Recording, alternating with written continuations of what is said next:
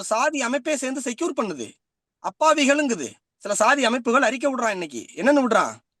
அந்த பையன் கொலை செஞ்சு உணர்ச்சியில கொலை செஞ்சுட்டான், அவனை கைது பண்ணியாச்சு. அவங்க அப்பா அம்மா அப்பாவி என்ன பண்ணுவாங்கன்றான். அவங்க அப்பாவிகளா? ஏங்க பெர்ஃபெக்ட்டா ஒரு ஒரு ப்ரீ பிளான்டு மர்டருங்க இது.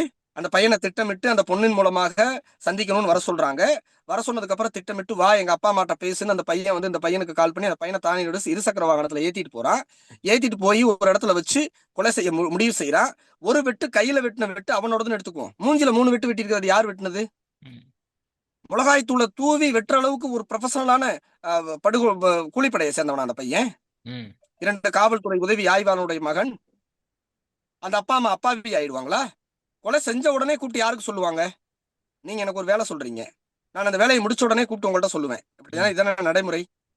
கூப்பிட்டு சொன்ன உடனே அவங்க அப்பாவினுடைய வழிகாட்டுதல் படிதான் அவங்க அப்பா அம்மா கொடுத்த ஐடியாவின் பேர்ல தான் அவன் போய் பக்கத்துல இருக்கக்கூடிய போலீஸ் ஸ்டேஷன்ல சரண்டர் ஆகுறான்.